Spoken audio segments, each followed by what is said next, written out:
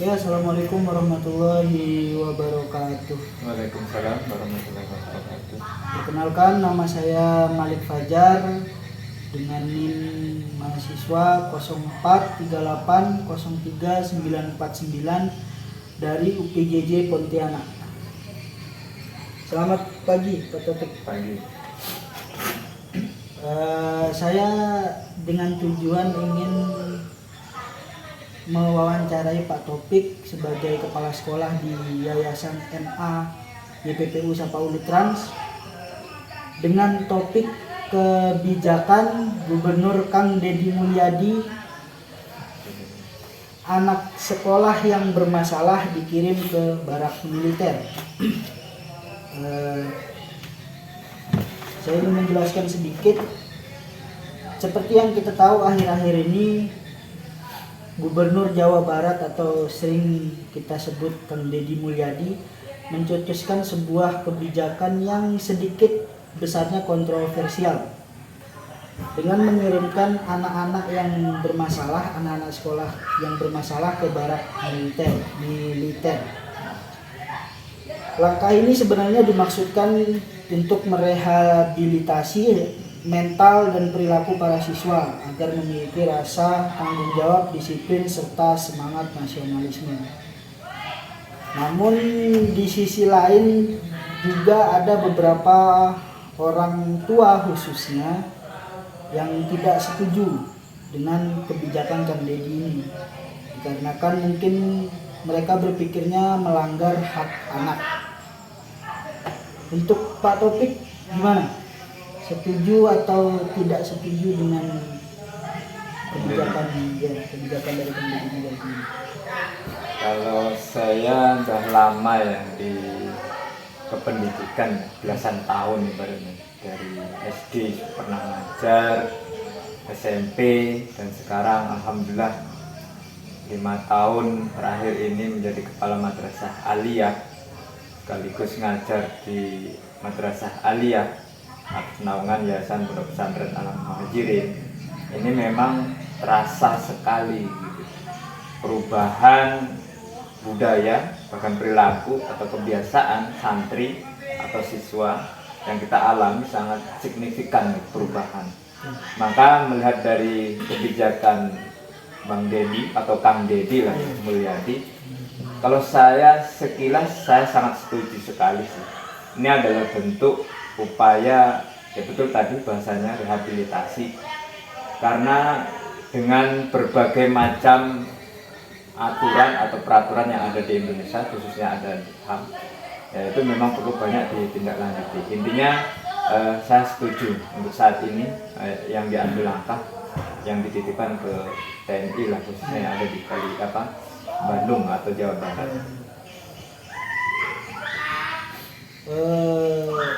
Sekian pernyataan dari Bapak Taufik ya. Kalau ditanya, saya ingin mengajukan beberapa pertanyaan. Siap. Untuk yang pertama, menurut Bapak, tujuan utama dari kebijakan Gubernur Jawa Barat atau biasa sering kita panggil Kang Deddy Mulyadi dalam mengirim anak-anak bermasalah ke barak militer itu apa? Tujuan utamanya?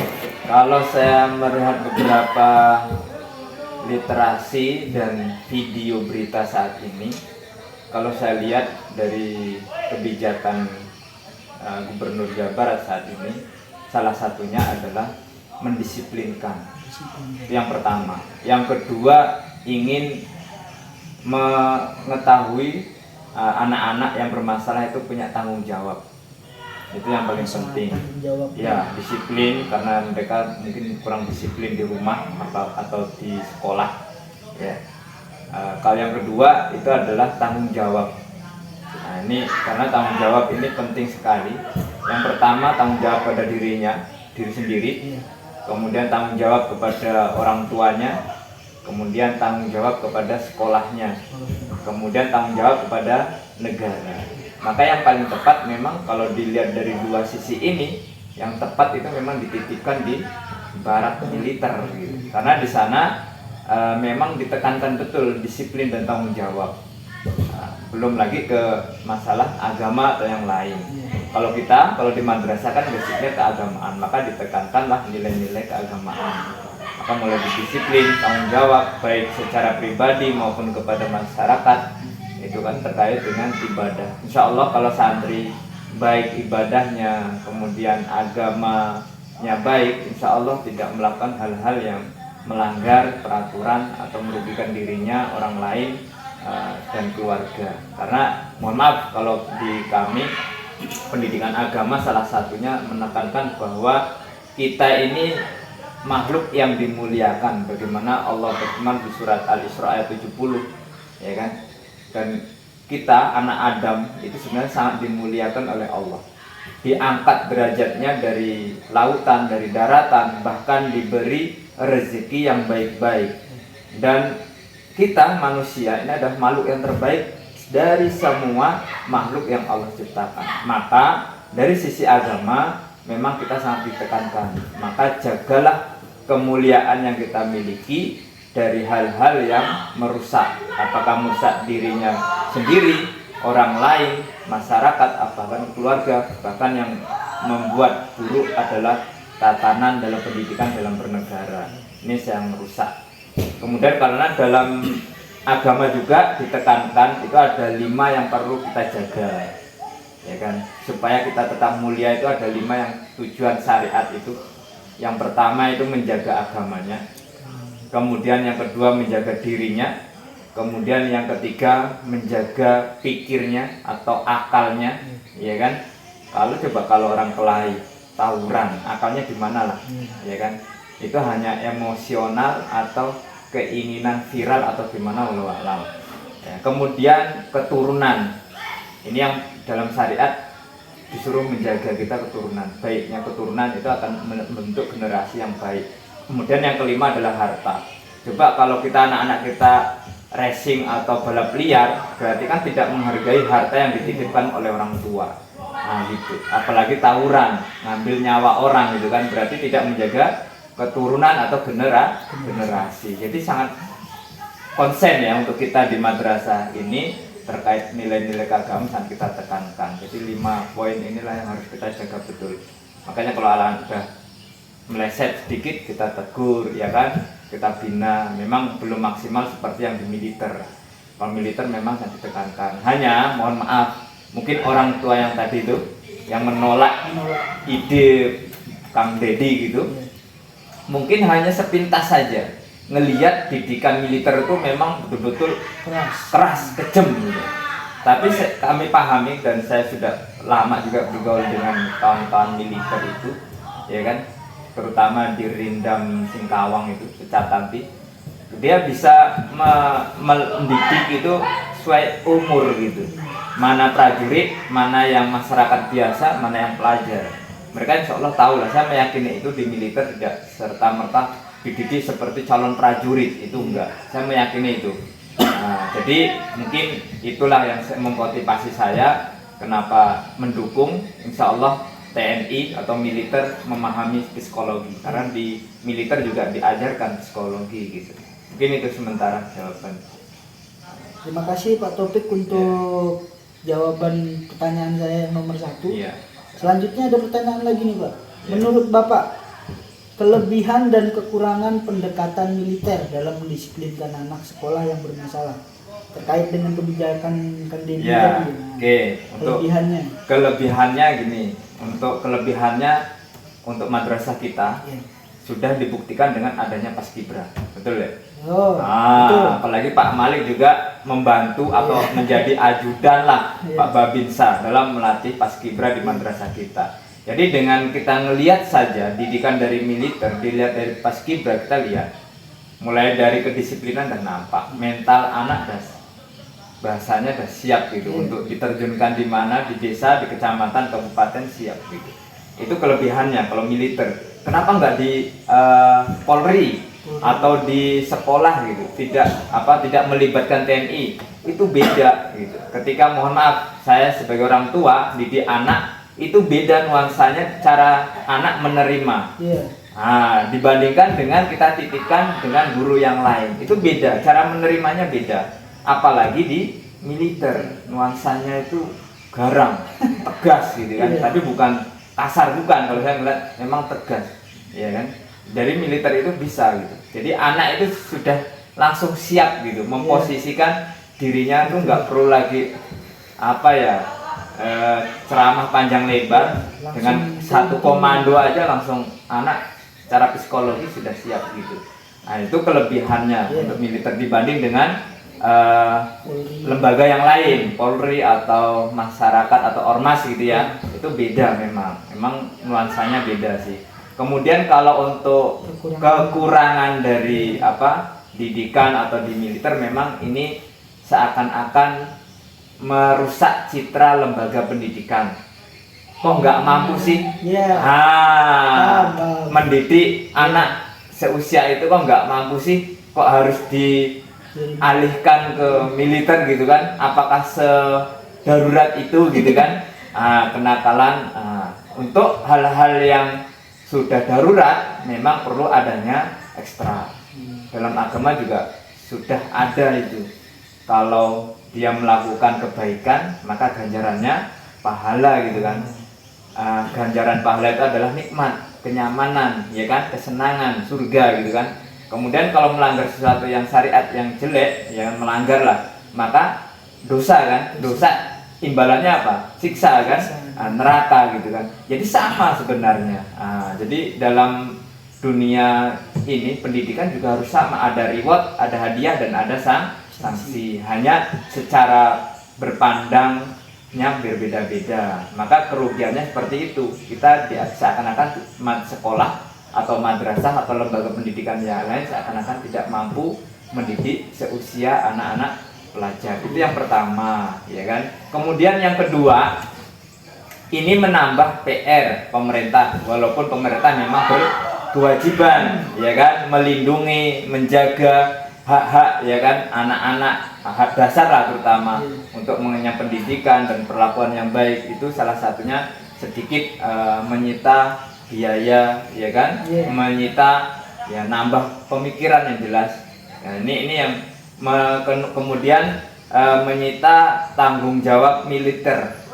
Militer kan seharusnya kan fokus ke keamanan negara kan, intelijen lah kan.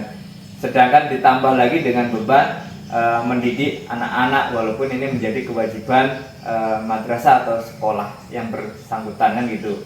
Dan sekarang ada Komisi Perlindungan Anak kan, nah, itu sebenarnya tanggung jawab mereka, tapi kenapa sampai ke ranahkan ke militer? Jadi memang sangat, kenakalan ini sangat darurat, ibaratnya sangat darurat betul kalau saya lihat, karena tawuran bukan hanya untuk main drama, tapi memang bisa menghilangkan nyawa seseorang. Maka perlulah ada tindakan yang memang tegas. Kalau hanya kita mengandalkan KPAI, HAM, ya kan, kemudian lembaga pendidikan memang bisa kewalahan. Mohon maaf, untuk madrasah, untuk sekolah kadang siswanya nggak sebanding dengan jumlah guru gitu kan. Apalagi perlu adanya guru BK. Mohon maaf, kalau untuk di daerah sangat minim guru BK, ya kan, yang bisa memberikan bimbingan dan konseling secara psikologi. Mohon maaf, apalagi untuk kita kan jauh dari perkotaan. Tapi alhamdulillah dengan adanya budaya yang kita biasakan, ya kan, ya, insya Allah anak-anak juga bisalah menyadari kenakalan remaja untuk bisa ditinggalkan. Mungkin itu kekurangannya. Jadi seperti itu ya, untuk kelebihan dan kekurangannya sudah dijelaskan Pak Taufik tadi. Lanjut Pak nih, untuk pertanyaan nomor 3. Menurut Bapak, bagaimana sebaiknya pemerintah menyeimbangkan antara pendekatan disiplin dan perlindungan hak anak dalam kebijakan pandemi ini? Oke, kalau untuk pemerintah berarti kan gubernur ya, karena gubernur yang memegang komando kan terkait kebijakan itu, dan insya Allah gubernur pun sudah mempertimbangkan kan, ada staf ahlinya, ya kan, ada dinas-dinas terkait. Saya rasa sudah dipertimbangkan dengan matang lah, enggak serta merta. Bukan hanya, mohon maaf, ini kan kadang biar viral atau gubernur konten, ya kan, kayaknya enggak juga seperti itu sih, ya kan, tidak seperti itu semangatnya, motivasinya. Tapi motivasinya memang betul-betul ingin memperbaiki anak-anak remaja, apalagi pelajar. Insya Allah semangatnya seperti itu. Dan untuk menyeimbangkan antara hak anak, yang tadi saya katakan di militer itu tidak serta-merta hanya keras tegas. Insya Allah kalau di militer saya meyakini ada yang ilmu psikologi yang mereka pelajari dan ada ahlinya, nah, ada khusus. Jadi nggak sembarang juga ngelatih gitu. Jadi pelatih itu juga sudah dididik matang. Ada macam-macam lah bidang-bidangnya, gitu. Ada psikologinya sendiri gitu kan. Saya meyakini itu. Jadi untuk menyeimbangkan memang tadi yang pertama untuk mendisiplinkan lewat militer, mungkin nanti secara psikologi, secara hak anak tetap nanti disisipkan pelajaran di situ. Kan tidak lama, enggak bertahun-tahun kan, hanya beberapa bulan kan. Insya Allah dari beberapa bulan itu tidak menyita pembelajaran, kan bisa disisipkan. Sekarang belajar kan banyak sumber literasi digitalnya, ya kan, buku mungkin tetap bisa dibawa kan, ketika di barak misalkan kan. Insya Allah tidak mengurangi hak anak untuk belajar. Saya meyakini itu. Apalagi di militer kita paham lah, insya Allah banyak sedikitnya tahu lah gitu kan. Insya Allah seperti itu. Saya menyeimbangkan pemerintah itu insya Allah sudah banyak lah diskusi dan menyisipkan pelajaran yang ada di sekolahnya. Insya Allah seperti itu. Terima kasih Pak Taufik untuk pertanyaan nomor 3 tadi ya, bagaimana sebaiknya pemerintah menyeimbangkan antara pendekatan disiplin dan perlindungan hak anak dalam kebijakan Kanjeng Mulyadi ini. Lanjut nih Pak untuk pertanyaan terakhir dari nomor 4. Siap. Menurut Bapak, apa dampak jangka panjangnya yang mungkin timbul terhadap siswa yang menjalani pembinaan di barak militer nih? Yang positif atau negatif nih? Kemungkinan ada dua-duanya kan? Boleh Pak, dua-duanya apa? Yang positif dulu. Jangka panjang ya dampaknya. Oke, kalau untuk yang positif ya, kalau saya lihat memang sangat bagus lah ke depannya. Anak itu bisa sadar lah. Mohon maaf ketika kita manusia ya, secara psikologi manusia ya, anak, remaja, dewasa, tua itu, dia akan lebih sadar ketika sakit. Mohon maaf, saya sendiri juga mengalami ketika hidup itu sakit ketika sekolah, maka itu menjadi pembelajaran. Nah, ibaratnya stimulus. Nah, jadi ini akan lebih panjang dampaknya. Secara mental anak itu lebih siap untuk menghadapi tantangan dunia zaman ke depan. Saya pribadi mengalaminya, ya kan, bagaimana didikan ketat, disiplin atau keras tapi tidak kekerasan, gitu. Jadi akan mengenal gitu. Oh iya, saya kalau melakukan kenakalan seperti ini akibatnya ini. Jadi pola pikirnya mulai maju gitu, terbuka gitu. Jadi mikirnya bukan hanya instan gitu. Jadi jangka panjang. Nah, itu nilai positifnya jangka panjangnya itu membuka mental wawasan anak. Jadi lebih sadar lah.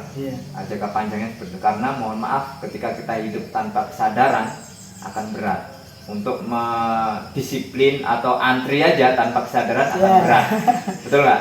Antri udahlah ngambil air minum misalkan, itu kalau nggak dengan kesadaran untuk ngantri itu sulit, rebutan tetap rebutan, seakan-akan dia instannya itu nanti kehabisan, gitu, belum tahu bahwa di mana disimpan stoknya, nggak tahu. Nah itu jangka panjangnya itu membuka mentalitas anak lebih siap untuk menghadapi masa depan yang sangat berat tantangannya. Itu yang pertama. Kalau positifnya ya, kalau untuk yang negatifnya sih mungkin hanya sekedar seakan-akan tidak ada kasih sayang gitu. Jadi trauma pun enggak juga terlalu berkepanjangan kan, karena ini sifatnya mendidik kan. Dan saya paham lah saya kalau di militer itu, kalau dalam didikan militer, tapi kelasnya nuansanya kan beda, bukan prajurit gitu. Jadi nuansanya itu tadi hanya ingat gitulah, hanya ingat, oh kalau didikan keras seperti ini gitu kan, oh nanti saya takutnya gini-gini dan sebagainya. Hanya kekhawatiran yang muncullah kepada anak-anak gitu kan, saya mau jadi apa, oh ini dan sebagainya. Apalagi diekspos gitu kan, diekspos, oh anak nakal dititipkan gitu kan. Ya itu memang konsekuensinya. Kalau orang nakal yang didapat adalah racunnya kan, jeleknya kan di masyarakat. Itulah bentuk hukum sosial juga. Jadi berkepanjangan hukum sosialnya gitu. Tapi insya Allah itu hanya sebentar sih kalau saya rasa. Apalagi nanti udah selesai, kemudian dilanjutkan lagi ke pendidikan formal, lebih baik lagi, ada perubahan lebih bagus, itu nilai positifnya lebih bagus. Jangka panjangnya positifnya, negatifnya hanya sebatas aja itu tadi baru, ibaratnya. ketika kita makan cabai ya baru itu aja pedasnya, Kaget. negatifnya. Nah, kayak orang kaget gitu Iya. karena nggak terbiasa kan. Tapi nanti karena nyaman sampai habis juga gitu kan. Nah, seperti itulah gambarannya insya Allah negatifnya. Lebih banyak manfaatnya insya Allah lah. Manfaatnya. Saya meyakini seperti itu. Jadi bisa diambil kesimpulan untuk jawaban dari Pak Taufik sendiri ya. Pertanyaan dari nomor 1 sampai nomor 4 itu berkesinambungan Pak ya. Ya insya Allah, insya Allah. Jadi mulai dari dampak positif negatifnya, bagaimana sebaiknya pemerintah Iya. mengambil sikap Iya. dan juga dampak jangka panjangnya. Iya. Jadi insya Allah semuanya berkesinambungan. Nah. Iya. Oke, untuk hari ini bisa saya cukupkan untuk sekarang aja ya. Jadi kesimpulan dari kebijakan Kang Deddy Mulyadi selaku gubernur dari Jawa Barat itu tetap hitam putih. Oke, tergantung cara pandang. Ya, Iya kan? ada yang kontra terhadap Iya. kebijakan tersebut karena mungkin merasa anaknya disiksa apa Iya. segala macam. Ada juga yang pro, Iya. merasa oh ini jalan yang paling benar Iya. menitipkan anak ke barak militer. Oke, sekian untuk wawancara hari ini. Saya selaku pewawancara dan Iya. untuk Pak Taufik sebagai terwawancara saya mengucapkan terima kasih Iya. banyak Pak. Siap. Sekian saya akhiri. Wassalamualaikum warahmatullahi wabarakatuh. Waalaikumsalam warahmatullahi wabarakatuh. Alhamdulillah.